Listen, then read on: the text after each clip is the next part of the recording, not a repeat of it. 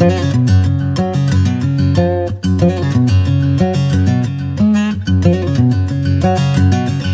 a simple man with simple needs. A common life is all I lead. And when I think about all I've got, you could wrap it up in a cardboard box. I live by the sun and I work the land to save enough for a wedding band, to make a life with my darling girl. It's all I wanted from this world. And the people came from miles around, and they danced and drank as the sun went down. A perfect time is all we'd say. Oh, the wedding day of Eliza May.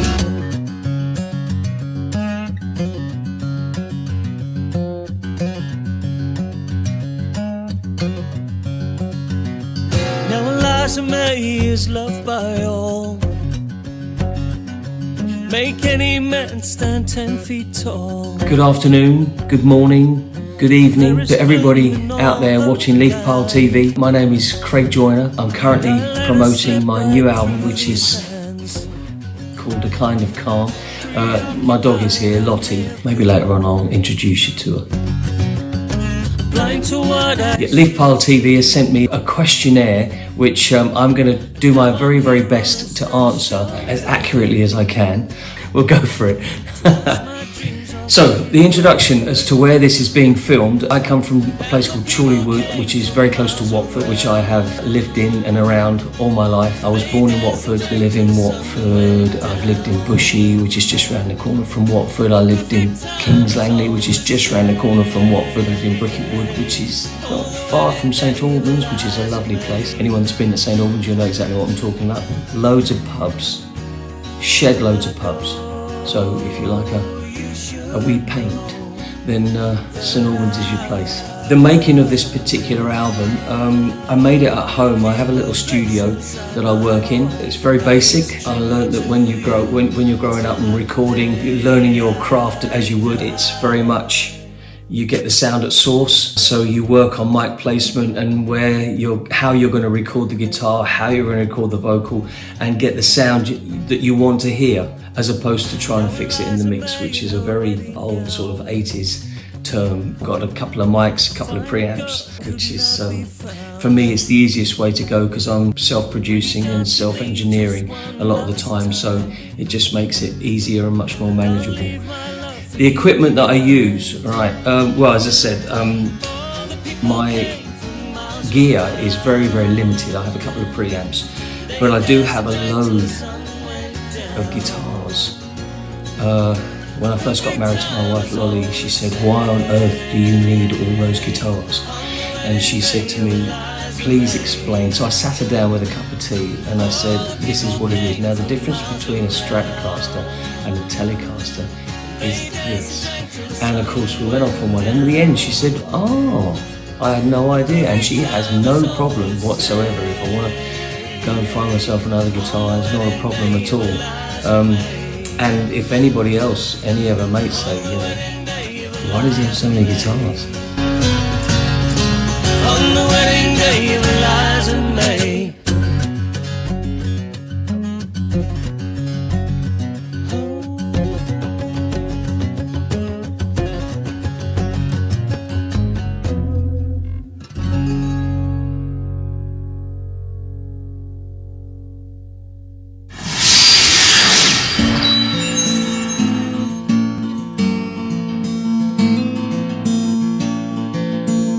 Then she just says, "Well, you sit down, I'll make you a cup of tea and I'll..." Emily Benson went away. There you go. What can you say? That's question 3. Oh, it's all good. Oh, and hang on. What are the qualities you are looking for or that are necessary when buying a new guitar or new gear? Well, I love authenticity. I love older stuff. I think that back in the day when they made the Telecaster, when they made the Stratocaster, they got it right first time. And Martin guitars, you know, I know by the 30s they'd pretty much been going for 50 years by that point, 40 years. And yes, there are loads of really old Martins, but they can't really take the strings as well. But in the 30s, they really cracked it. And a lot of these old instruments and old guitars, or old valve amps, and you know, they really nailed the sound then. You know, and I know I'm not alone in this. You know, there's a lot of people out there who love the old stuff. There's a big myth that the old is the best. I mean, there's no two ways about it. They always used to. There's always some bad guitars, whether they be brand new or whether they be old. You know, no matter, a good guitar is a good guitar, and a bad one, unfortunately, is a bad one. And if you get lumbered with a bad one, then it's a learning curve, and you go on to find a better one. So what I'm looking for is playability. I generally use my Collins, which I've had for a number of years now, which is the first all mahogany guitar that I've ever had, and I love it. I keep it generally tuned to G, to open G, and I move around dadgad and various different tunings, but I don't really move too far from G. I have another guitar, Martin, which I use, and that is constantly tuned to A sharp. I know that sounds posh, but it's not really that posh. It's like a drone, really. I mean, you can put this in any in any tune you want to do, in any key rather that you want to do.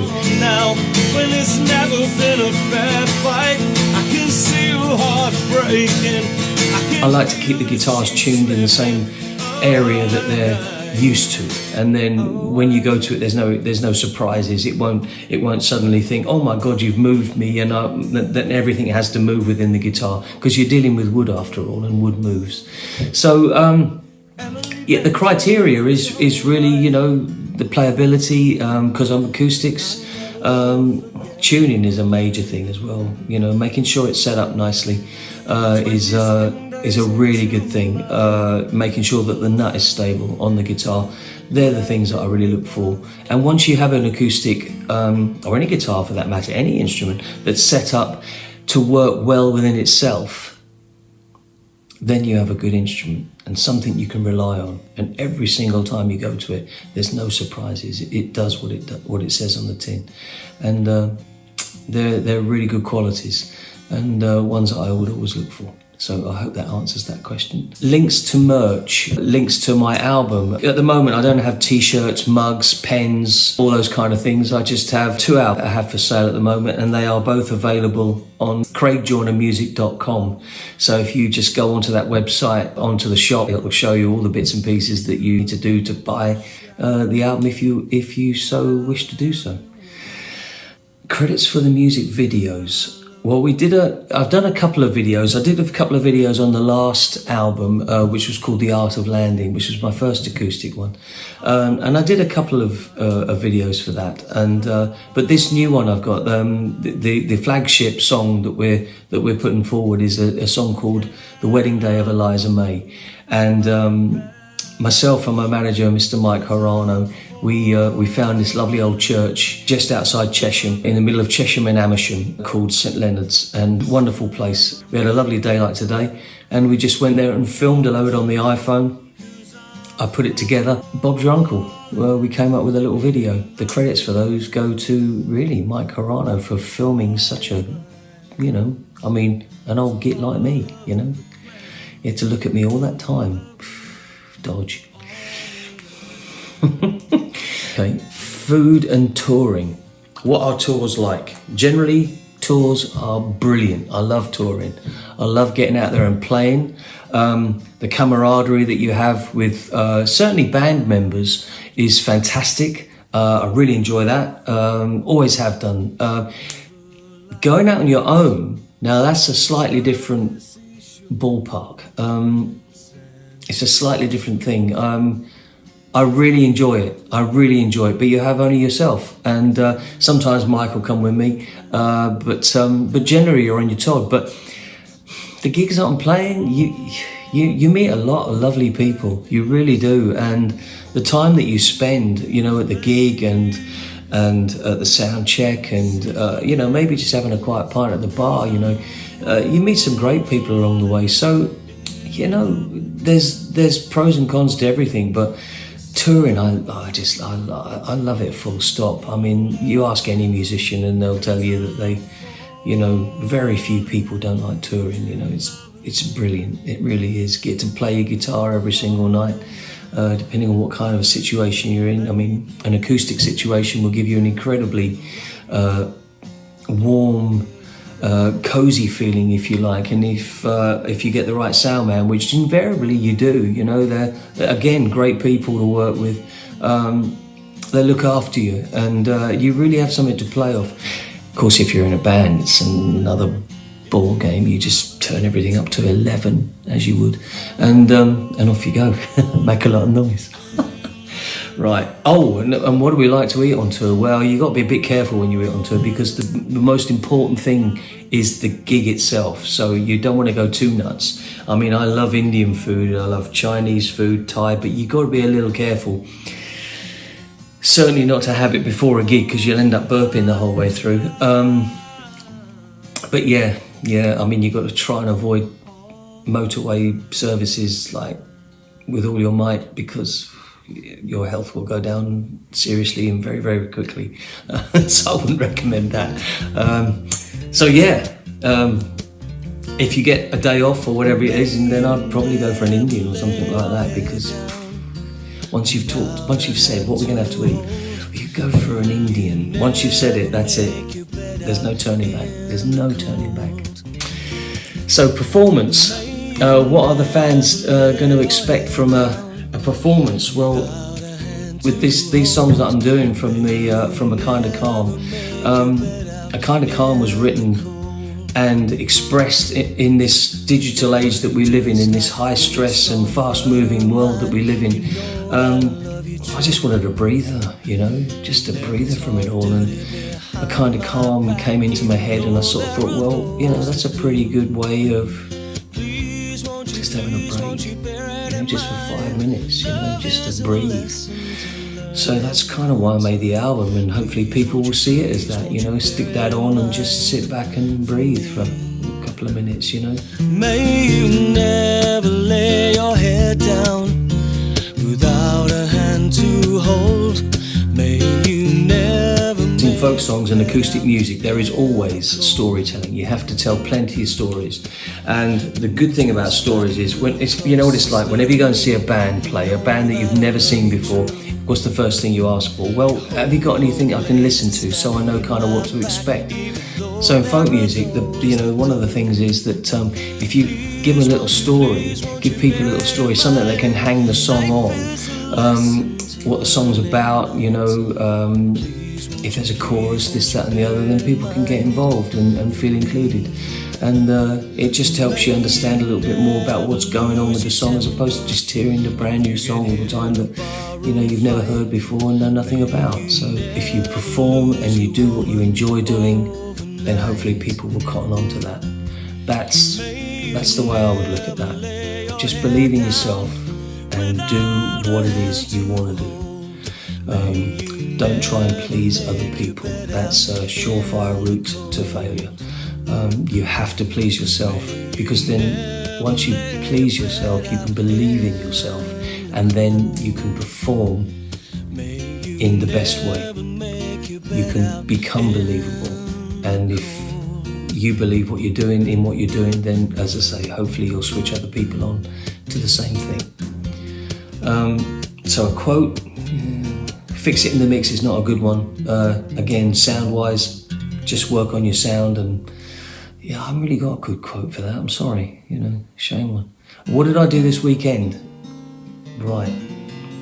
I changed a lot of strings this weekend, and a very good friend of mine was getting married, and we played at his wedding, and which we thoroughly enjoyed, and that was a really nice way to spend the day, and that was yesterday. Today's Monday, so it was on Sunday when we did the gig. Saturday was an easy day, but the sun was shining, and you know, the dog was out in the garden, and so we just took a load off and took it easy, as you do. The thing that's next in line for me is I'm already started writing a new album. What with COVID and various other different bits and pieces, there was a lot of time in between my first album and my second album. As I say, COVID being one, I got a bit ill at one stage, and I lost my voice for a long time, and so the emphasis very much on getting some new recordings done. I've actually got quite a lot of songs that I'm really happy with, so I'm going to start recording those very, very soon. So I'm hoping that this time next year I'll have another album, which would be good. What's been the most rewarding aspect of my career so far? Just being able to play the guitar every day and write songs. I can't think of anything better. I've had some very good moments. I've been very lucky and very fortunate to work with some very good people. John Parr being one. I'm not going to name drop, but I am name dropping. But it tells you a little bit about what I do. When I first started, I was in a band called Romeo's Daughter, and I still am in that band. And our first demos were done with John Parr, who at the time was really riding high with St Elmo's Fire, and he partly produced our first album as well, along with another fella called Mutt Lang, who produced AC/DC, Def Leppard, The Cars, you name it, he's produced them. And that whole time was such an incredible learning curve for myself and everybody in the band. As far as songwriting is concerned, it was an incredible learning curve, and one that I will never and have never forgotten, because it just stands you in good stead. That quote that I said I didn't have a quote, but I do have a quote. That quote that I said earlier came from Mutt, actually, which was, whatever sound you're looking for, you make sure you get that sound at source. Work on the sound in the studio. Don't leave it until later. Get the sound that you want to hear coming out of your guitar, coming out of the vocal. If you're doing a harmony, make sure you got the harmony right to start with, so that when you stack it up, it all makes sense. And working by that premise, you don't need an awful lot of gear, not really. You can just,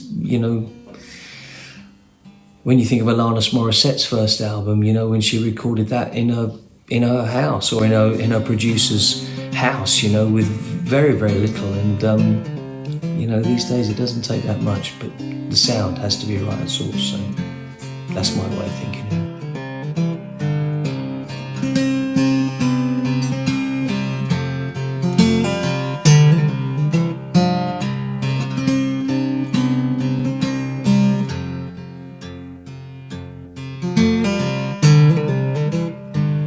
500,000 English pounds, a sold house and a piece of ground. You and your wife, you always planned to settle down in Cotswold land. Well, you must come in and you best sit down. Such a long drive from London town. The information is with regards to different gigs that I'm doing. They're all on my website being craigjoynermusic.com. If you look under the gigs section, all my future events are there. And also we do future event listings on Facebook and Instagram and stuff like that, all the social medias. So if you want to find out where I'm playing, that's a good place to look. I want to thank everybody at Leaf Pile TV for having me on their show and doing this questionnaire. I hope it's been okay. I hope I haven't paused too much. So I appreciate you guys watching this video, and thanks very much for watching Leaf Pile TV. And don't forget to check out my new album, which is A Kind of Calm, which is available on my website of craigjoynermusic.com. And once again, wherever you are, have a great day and take it easy. All the very best. Bye-bye. Died beneath the sun, tending the fields you're gazing on.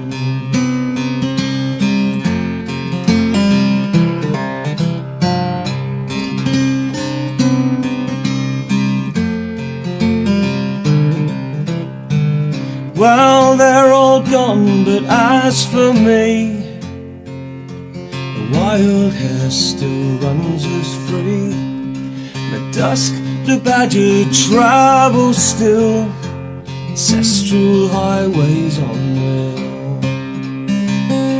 I am as Cotswold bred as these, and I still need these fields and trees. I need the soil that bore my race and hoards their bones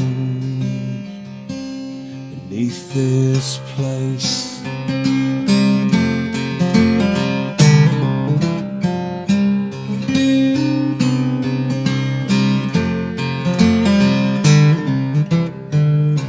Oh, you say you'll pay 500 grand for this old house and a piece of land. Well, London's about 4 hours for me, but in your 4x4 you'll do it in 3.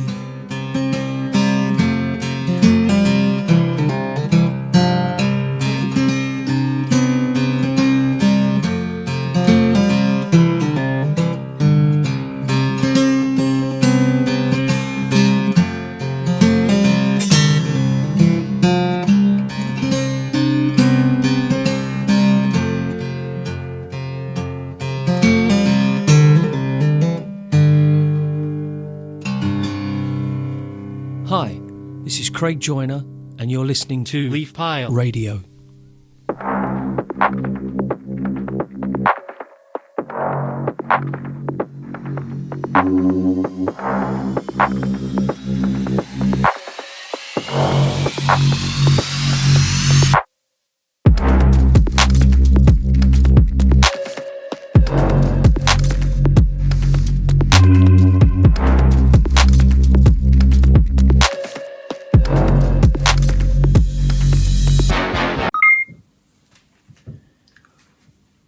So with regards to my new album, which is A Kind of Calm, there you go. Just to run through the tracks and explain a little bit about the tracks, and just so you're a bit more informed about, the new album. And so the album kicks off with a track called The Wedding Day of Eliza May. And I wrote this song, I had the riff and I had the title in lockdown. And for some reason, I could not get the lyrics together to save my life. And again, melody was nearly there, but not quite. But then all of a sudden, I just started to, I don't know, the lyrics just started to come. And one morning, I woke up and finished the whole song. And it's about a young man who lives in a small village, and he's saving up and working all the hours that God sends so that he can buy a wedding ring to marry the love of his life. And unfortunately, he spends too much time working and too much time saving money. He takes his eye off the ball and he loses the girl. It's a very sad tale, but because it's such a small village and everybody gets on the way that they do, he gets invited to the wedding, which is kind of a kicker. But you got to take your hat off to him for being so humble and graceful in defeat. The second album is a trad song called Mary and the Soldier, which takes me back to the very first gig that I ever did when I was 15. And I played at the Hemel Hempstead Cellar Folk Club.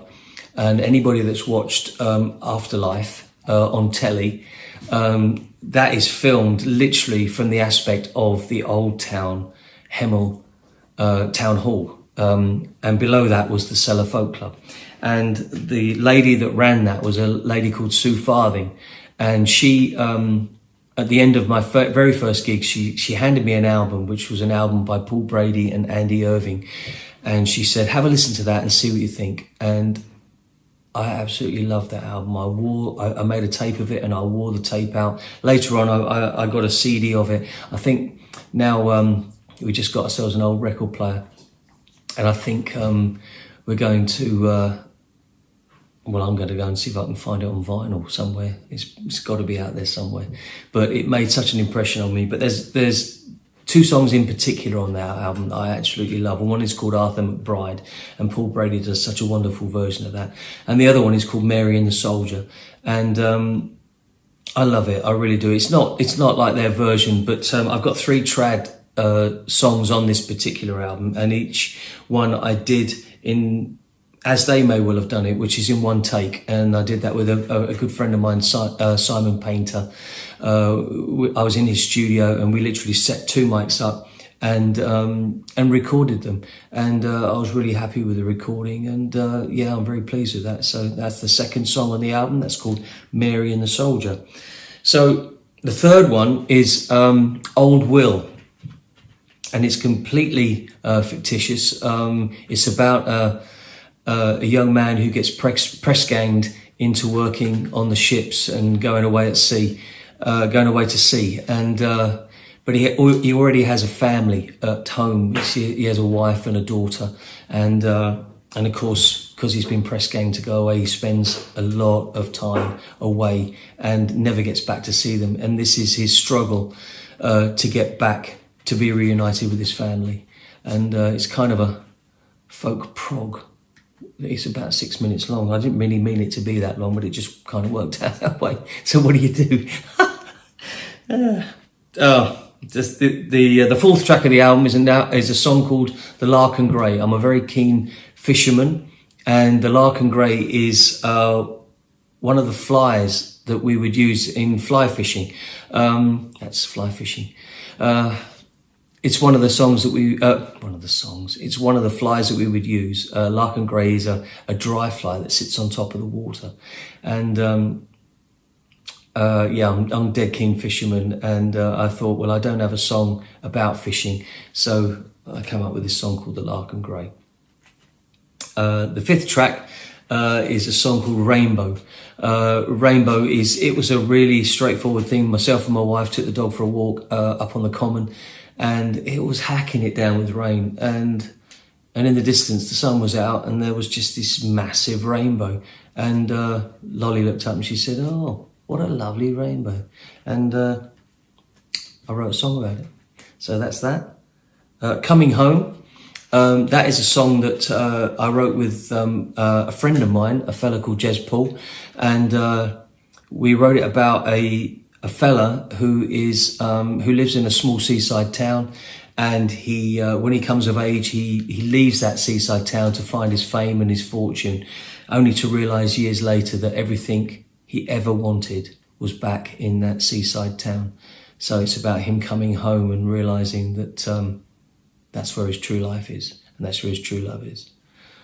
The next song is a song called The Tree, and The Tree is a true story of a tree falling down in my garden, and it, as the song says, the tree fell down in the garden and it flattened the neighbour's shed, which is exactly what it did. It went straight through the middle of his shed, flattened everything in the shed, flattened the fence on the other side of the shed, and flattened the prize apple tree of the neighbour next to him. I got a song out of it though, so that's not so bad. Fanny Adams. Fanny Adams is a song, again, Jez phoned me up and he said, I think we should write a song about this. And it's about the true meaning, the true term, the meaning of the term Sweet Fanny Adams, or Sweet F.A. And it's all about a young girl of 12 years old who is brutally murdered by this fella called Frederick Baker, who is an accountant. And it's a very gruesome tale. I won't go into it too much because I don't want to bring you all down. But I feel it's a story that needed telling, because there wasn't, I sometimes ask at gigs, does anyone know the true meaning of this? And probably 90% of people would say no, they don't. And yeah, it worked out quite well. So there you go. I won't tell you more. It's a bit gruesome. The Humpback Whale. The Humpback Whale is a trad song. It was one that I recorded in one take, and this is a traditional song. And the first time I heard this song was on an album called Penguin Eggs by Nick Jones, and it's my take on his version of this particular song. It's it was taken from a poem that was written back in the 50s by Harry Robertson, all about the whalers of New South Wales. And it's a great tale of whaling and the lives that are surrounded by that industry, be it not politically correct these days, but in those days it meant so much to so many people. And so it's my take on that song. And the last one is a song called Row On, and I heard somebody online do this song, and I just thought it was great, and I did a version of it, and I played it to my wife, and she started singing some backing vocals to it, and it just started to sound really good, and we just thought, well, let's do a version of it, which is what we did. So there it is, A Kind of Calm, by me, Craig Joyner. I want a copy, it's on my website, craigjoynermusic.com. I want to thank everybody at Leaf Pile TV for listening, and take care of yourselves. Bye-bye.